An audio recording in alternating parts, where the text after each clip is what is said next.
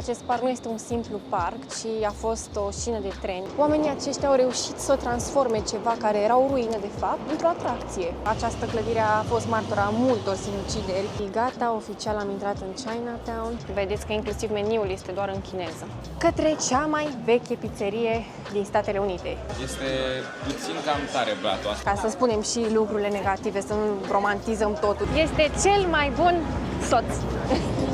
Bună dimineața din New York! Bună dimineața! Vine metroul! Am scăpat să facem intro acum, dar a venit metrou.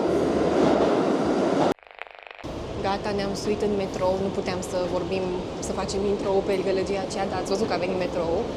Ne îndreptăm către câteva dintre locurile pe care mai avem timp să le vedem aici în New York, care ne tentează pe noi și o să vi le arătăm și vouă. Este ultima noastră zi în New York, mâine o să plecăm, mai avem și mâine jumătate de zi. Da, dar astăzi profițăm la maxim și ne bucurăm de ea. Exact. Și revenim cu imagini, deci ne fiți alături.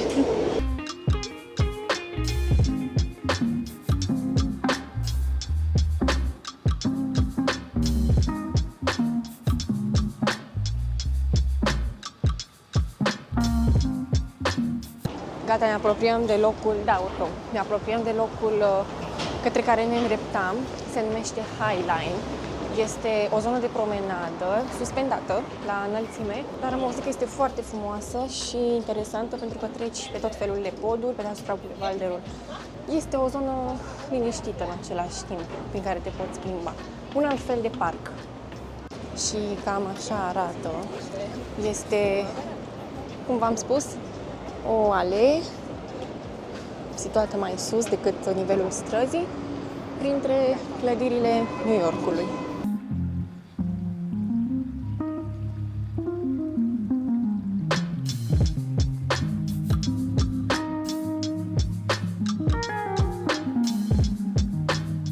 Vedeți, în dreapta mea este un loc unde te poți așeza și să admiri strada, forfota străzii. Este frumos și sunt așa cam peste tot, stânga-dreapta.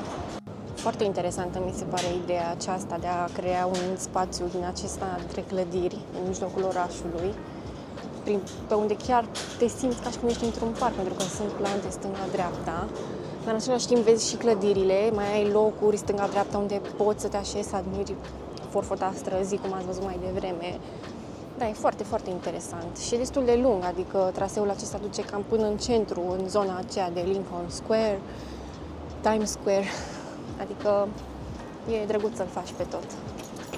Oricum, blocurile de pe aici sunt de lux, adică se mai și vede prin anumite apartamente cum arată în interior și arată exact ca în serialele acelea cu imobiliare de lux pe care le găsești pe Netflix. Da, e o zonă. Cred că este și o zonă ok din punctul de vedere să stai. Adică nu e foarte gălăgie, pur și simplu pe partea aceasta cu Highline-ul riști ca oamenii să se uite mai mult în casa ta. Dacă ai stat pe partea cealaltă, cred că este mai bine. Și după cum ați putut observa, există niște șine de tren pe aici. Ei bine, acest parc nu este un simplu parc, ci a fost o șină de tren istorică care trecea prin Manhattan, iar în anul 2009 a fost deschis publicului ca un parc, adică l-au reabilitat și l-au făcut parc. Așa că de aceea se și numește High Line, pentru că este o linie de tren, da, este o linie de tren situată un pic mai la înălțime. Iar pe alocuri, vedeți, s-au păstrat și șinele de tren ca să aducă aminte de ce a fost de fapt locul acesta. Avem aici și un afiș cu istoria acestei șine de tren. Vedeți, trece chiar prin centru pentru că se vede și Empire State Building acolo. Da, foarte interesant că au pus și acest afiș și acest panou informativ. Chiar stăteam acum și mă gândeam că și noi avem în România, cel puțin în București, avem zone din acestea cu șine de tren care nu mai funcționează și tot felul de alte ruine. Oamenii aceștia au reușit să transforme ceva care era o ruină, de fapt, într-o atracție, în ceva istoric. Ceea ce mi se pare foarte tare, adică și noi am avea potențial să facem lucrul ăsta și nu o facem, ceea ce este foarte trist, pentru că ne-am mai crește și noi turismul și nivelul de turism în țară. Și vedeți, chiar de dedesubtul acestei șine de tren, foste șine de tren, este și gara care încă activează.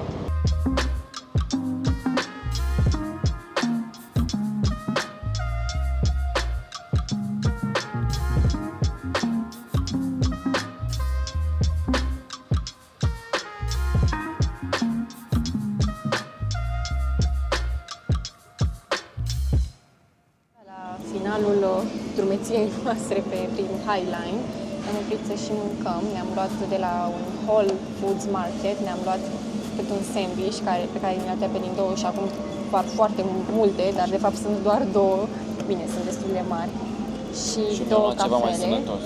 Nu, Andrei și-a luat și un sandwich și ceva mai sănătos, pentru că mai întâi începe cu sănătosul, Da. după care termină cu nesănătosul. Da, oricum aici are Andrei ce are? Pui tikka masala, parcă indian. Da, avem cartofi dulci, broccoli, monovidă. Da, arată bine. Deci Andrei are și micul dejun și prânzul într-una. Așa că gata, până în seară nu mai mâncăm. Poftă bună! Gata, ne-am luat doza de energie, ne-am luat și cafelele cu noi. Da, sunt foarte bune cafelele acestea, cred că e cea mai bună cafea pe care am băut-o în America până acum. Și mergem în continuare, avem energie să explorăm New Yorkul. Iar acum ne aflăm în Madison Square, o altă intersecție cunoscută, un alt fel de Times Square a New Yorkului. Și ușor, ușor ne apropiem de punctul de astăzi, unul dintre cele pe care vrem să le vedem pe afară, că nu o să urcăm, și anume cunoscutul Empire State Building. N-ai cum să vii în New York și să nu îl vezi de undeva, măcar dacă nu vii lângă el, sigur îl vei vedea dintr-o parte a New Yorkului, pentru că este, bineînțeles, încă una dintre cele mai înalte clădiri din lume. Nu mai este nici măcar pe locul al doilea, dar încă are o poziție în top. Oricum, Empire State Building are o înălțime de aproximativ 450 de metri, are 102 etaje oficial și neoficial 103, pentru că se crede că mai există un al 103-lea etaj secret. Ei bine, această clădire a fost până în anul 1972 considerată cea mai înaltă clădire din lume, apoi i-a luat locul o altă clădire tot din New York, și anume World Trade Center. Citeam că procesul de securitate pentru a intra în Empire State Building este exact ca cel de la aeroport. Este foarte mare, foarte mult pus accentul pe securitatea clădirii și este și normal. Și am mai citit faptul că dacă te căsătorești în Empire State Building, capeți acces pe viață nelimitat, gratuit în această clădire. Așadar, dacă vă interesează să vă căsătoriți în această clădire emblematică a Americii, puteți să o faceți, de ce nu? După atacul de la 11 septembrie asupra World Trade Center, Empire State Building își recapătă renumele de cea mai înaltă clădire, dar de data aceasta nu din lume, ci doar din New York, pentru că a fost detronată de Burj Khalifa, faimosul Burj Khalifa. Și încă un lucru destul de interesant, dar mai tragic de această dată, această clădire a fost martora multor sinucideri, unele chiar celebre, inclusiv unul dintre muncitorii care construia această clădire s-a aruncat de pe vârful ei, pentru când a aflat că este concediat. De asemenea, sunt multe altele, multe sinucideri faimoase care au fost imortalizate de fotografi care se aflau în împrejurim în momentul acela, în momentul respectiv. Deci, da, există și o istorie mai puțin frumoasă a clădirii, însă să ne concentrăm pe frumusețea ei și pe istoria ei mai fericită. Ei bine, Empire State Building nu mai ocupă nici măcar locul 15, adică nu se mai află în top, a fost detronată de multe clădiri, inclusiv din New York. Ca să vă dați seama o diferență, Burj Khalifa are 163 de etaje, iar Empire State Building are 102, deci e mare drumul și lung să ajungă la înălțimea Burj Khalifa. Și să vedeți cât de înaltă este, nici măcar nu vezi vârful când ești lângă ea, lângă clădire. Este foarte, foarte înaltă.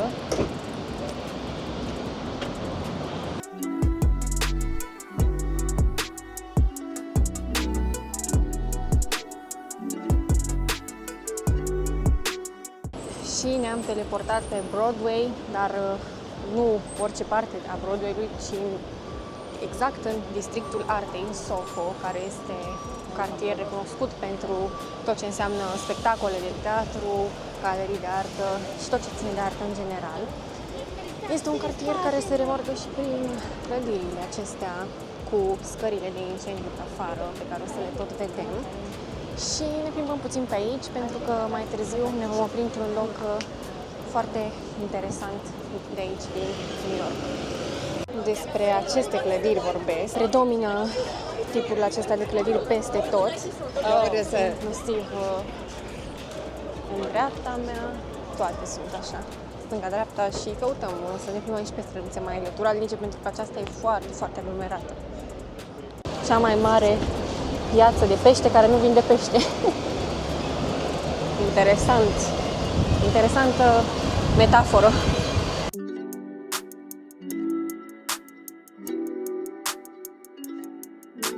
Și haideți că din aproape în aproape, din Soho, am ajuns direct în Chinatown. Uitați-vă deja că peste tot scrie și în chineză și este plin de tarabe, de magazine, cu totul și totul altceva față de ce am văzut până acum. Da, simt că am ajuns în China. Nu mai te simți ca în New York pe aici. Foarte, foarte multe tarabe din acestea, cu tot felul de chestii vând oamenii ăștia. Da, incredibil. Incredibil cum mai devreme eram în centru, unde totul era așa new-yorkez, și acum zici că ne-am teleportat în China. Și gata, oficial am intrat în Chinatown. Avem mai în față semnul cu Welcome to Chinatown. Toate aceste ghirlande cu luminițe. Da, asta este Chinatown-ul de care știam cel mai mult. Acesta din New York mi se pare cel mai cunoscut dintre toate.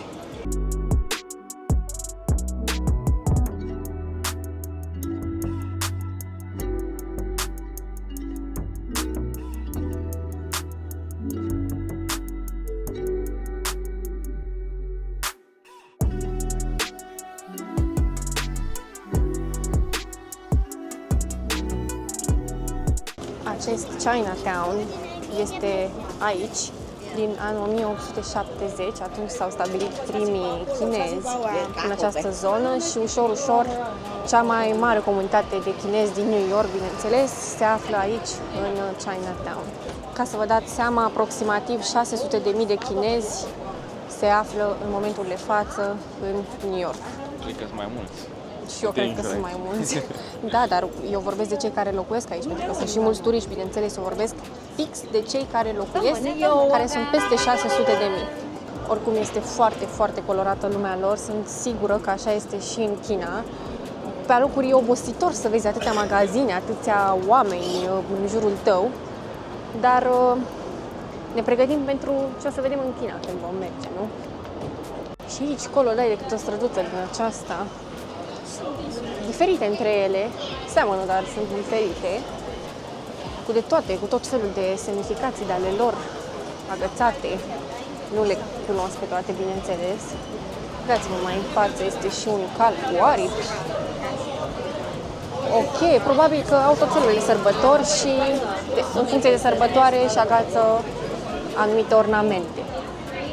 Oricum, ei sunt cunoscuți pentru faptul că au foarte, foarte multe zile importante pentru comunitatea lor.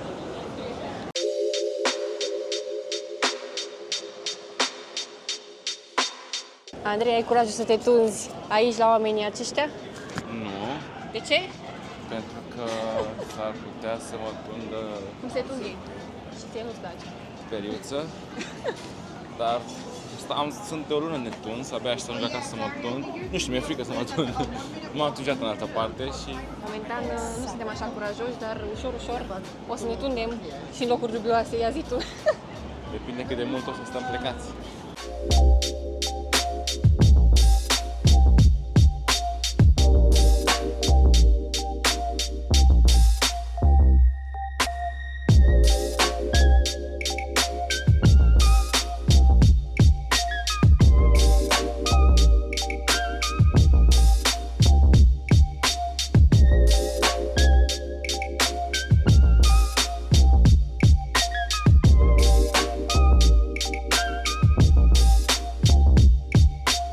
Vedeți că inclusiv meniul este doar în chineză. Așadar, nu știm ce ne comandăm. Oricum, pe lângă chinezi, există și o populație mare în zona aceasta de thailandezi și vietnamezi, așadar în Chinatown nu sunt doar chinezi. Deci e și mai mare populația. Gata și scurta noastră incursiune prin Chinatown. Mi se pare o idee bună dacă vrei să-ți iei suveniruri mai ieftine, adică aici dai pe 6 magnezi, de exemplu, $10 sau pe 5. Pe 5 magnezi $10, iar în zona noastră dai pe 2 16, să sau ceva de genul acesta, un preț enorm. Da, eu nu găsesc pălării. Andrei vrea să-și ia o pălărie pentru că face colecție. Ideea este că da, de aici îți poți lua suveniruri mai ieftine dacă vrei, să iei la apropiați, la prieteni.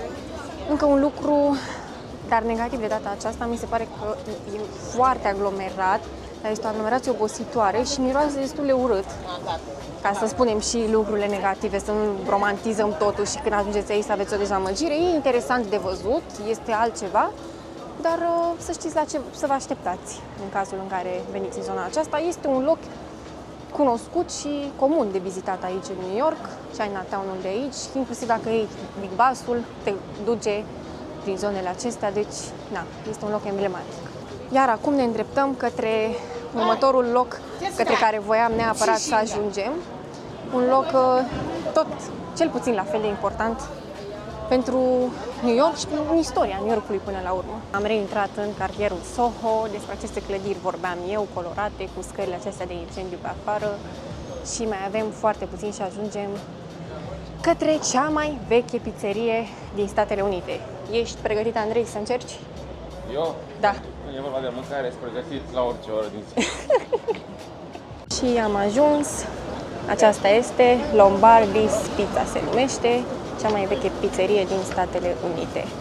Și intrăm și noi acum, să vedem dacă găsim vreun loc.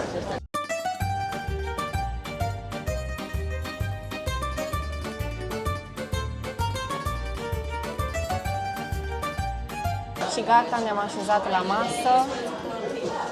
Erau locuri libere, probabil că încă nu este ora prânzului, plus că fiind luni, nu sunt așa mulți oameni. Și acesta este meniul. Haideți să vedem cam care sunt prețurile estimative. $28 o pizza gustică cu dublu pepperoni, o pizza vegană 22, calzone $18. Poți să-ți creezi și propria pizza. Da, sunt mai multe tipuri. Cam astea sunt prețurile, destul de mari, dar din nou suntem la cea mai veche pizzerie din America, adică totuși este un loc chiar emblematic pentru toate Statele Unite, nu doar pentru New York. Foarte drăguți oamenii de aici care servesc. Ne-au adus 2 cola, cum am cerut. Aceasta este apa de la chivetă, care este gratuită și aici în Statele Unite, pe care o primești peste tot. Și da, au fost foarte primitori. Abia așteptăm să vedem pizza. Ne-am luat o pizza amândoi pentru că nu ne e foarte foame. Da, ne-a întrebat cum e pizza la noi ca să facem o comparație. Ideea este că am luat doar una pentru că nu ne era foarte foame și mai economisim și bani, mai dăm și burta jos. Nu-i așa, Andrei? Nu dăm, nu? O mică parte din povestea acestui loc, în anul 1897, Gennaro Lombardi, italianul Gennaro Lombardi, a început să vândă plăcinte cu roșii într-o piață din apropiere de aici din New York, iar în 1905 a primit licența pentru a putea vinde și pentru a putea să-și deschidă un business în domeniul restaurantelor, așa că și-a deschis o pizzerie și restul, bineînțeles, este istorie. În anul 2005 a servat 100 de ani, s-au servat 100 de ani de la deschiderea pizzeriei și s-au vândut pizzele cu 5 cenți o pizza. Și na, este cea mai veche pizzerie din Statele Unite, se află în zona Manhattanului, Little Italy. Este o zonă cu multe restaurante italiene și oricum tot New Yorkul este plin de restaurante italiene și plin de pizzerii. Dar aceasta cred că ar trebui să fie cea mai bună, fiind cea mai veche. Și așa ne-a și prezentat-o chelnerul nostru. Gata, a ajuns și pizza noastră. Este o pizza medie, pentru că nu putem să mai mâncăm așa mult. Haideți să vedem ce gust are, chiar sunt curios.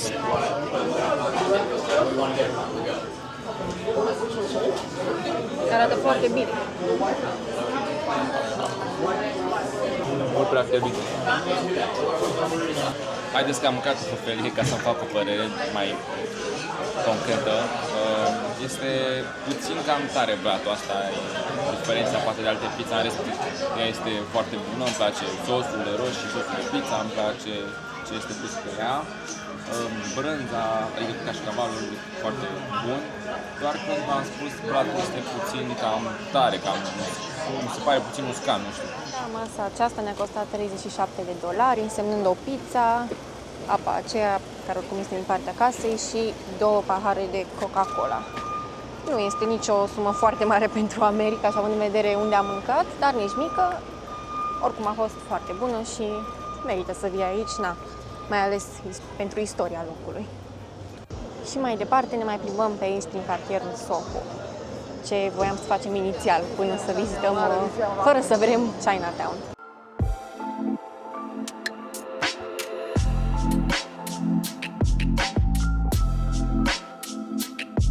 Și uitați-vă puțin cât de interesantă este această clădire. Are foarte multe obloane din acestea interesante, de jos până sus, toată aceeași culoare, și cromatica clădirii în sine e foarte interesantă. Da, foarte, foarte frumos.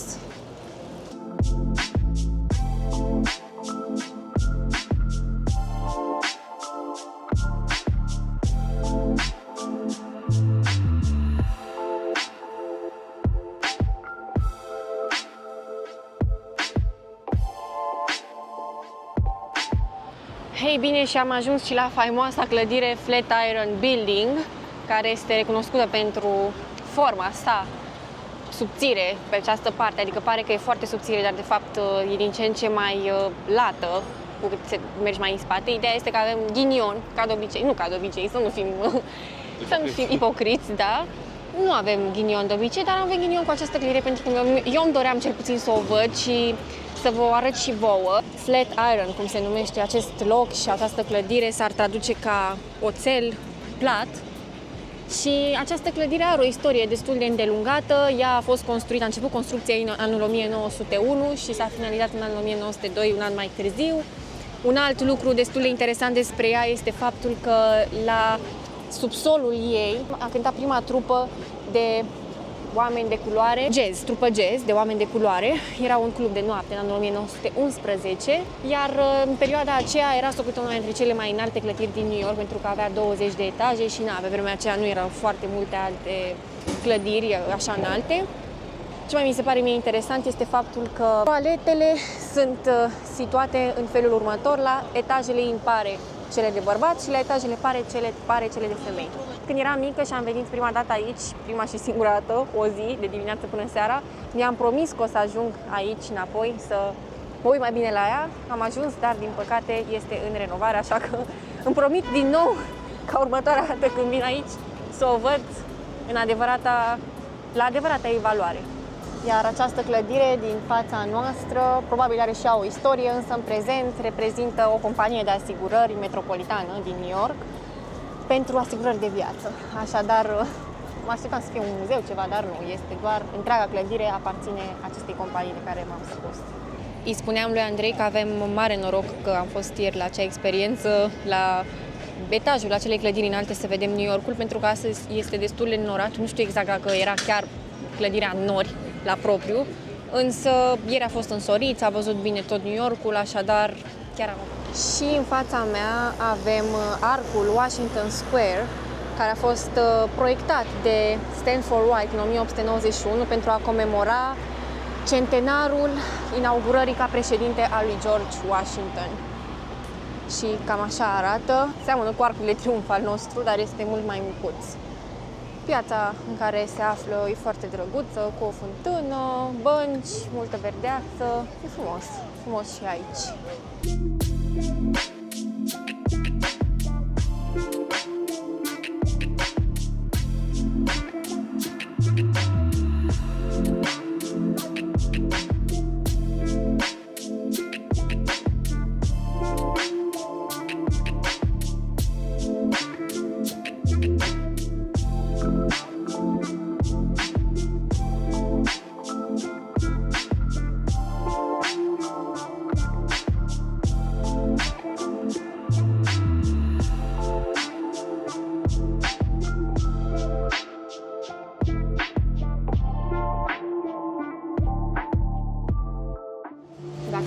Puțin pentru că era deja destul de răcoare afară și noi așteptăm să se însereze ca să putem să vedem Times Square-ul seara, pentru că vă dați seama că e un spectacol de lumini acolo față de ziua, e altă experiență. și mi-am luat o supă caldă pentru că mi-era foarte, foarte frig, mie chiar mi-a fost frică, nu am avut mare chestie pe mine, iar Andrei și-a luat o salată de fructe cu iaurt. Și stăm aici, mâncăm, ne încălzim puțin, așteptăm să se însereze că mai este puțin și revenim cu niște imagini din Times Square și seara, ultima noastră oprire pe ziua de astăzi.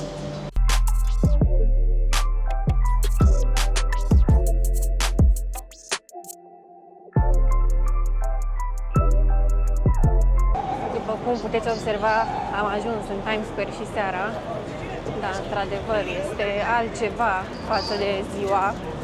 E mult mai luminat, adică se vede mult mai tare lumina și e foarte aglomerat, parcă e mai aglomerat decât ziua, e și normal până la urmă, dar e nebunie, e nebunie și mai e și foarte frig.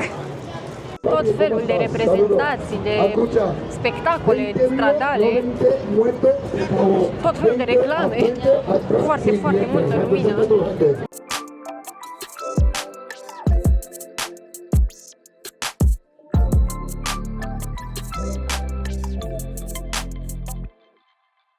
Uitați-vă puțin la Andrei, este mânecă scurtă, dar știți de ce?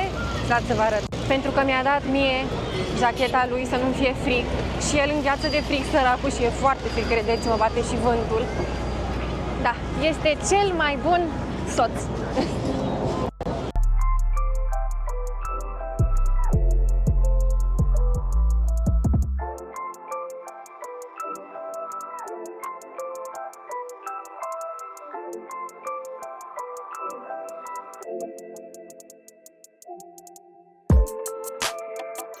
Este ceva spectaculos aici, adică chiar dacă apare ceva superficial, multe ecrane, lumini, comercial, să știți că, nu știu, e o senzație diferită aici când stai în jurul la toate ecranele astea, vezi toată mulțimea cum stă și face poze pe aici. Chiar e un sentiment frumos, așa, și merită să vii o dată în viață să vezi acest loc. Sunt total de acord. Senzația pe seară, când ești pe seară în Times Square, este cu totul și totul diferite față de ziua. Este foarte tare, sunt multe chestii în jurul tău, tot diferite. V-am zis, show-uri stradale, oameni care fac poze. E o nebunie aici, o nebunie interesantă și da, chiar e ceva diferit. Nu sunt doar niște ecrane, cum a spus și Andrei, merită, chiar merită.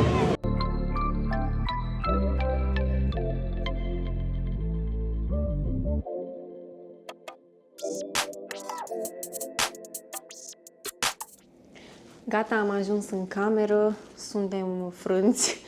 Eu sunt înghețat. Andrei înghețat, dar și eu sunt, chiar dacă mi-a dat el. Jacheta lui este destul de răcoare. Ideea este că ne-a plăcut foarte mult toată experiența America. O să avem Un videoclip dedicat, exact, despre care sunt... Care e părerea noastră despre America, despre dacă, nu știu, ai putea locui aici, ce ne place, ce nu ne place. Exact, o să facem un videoclip când ne întoarcem acasă. Oricum, avem deja planificată următoarea vacanță, mai avem și experiențe de-a lungul timpului pe care urmează să le facem. Așa că rămâneți lângă noi, cu cât ne susțineți mai mult, cu atât putem să facem mai multe experiențe, așa că vă rugăm frumos să ne dați un like dacă v-a plăcut acest video și un subscribe și să ne comentați ce v-a plăcut, ce nu în fiecare video, așa că... Și o să vă zic și o să vă las undeva pe ecran când m-am îngrășat eu într-o lună în America, că eram foarte curios cât o să mă întorc, așa că o să vă spun și vouă când o să aflu și eu. Da. Vă mulțumim încă o dată și noapte bună! Ne vedem în următoarea noastră aventură. Da. Pa, pa! Pa, pa!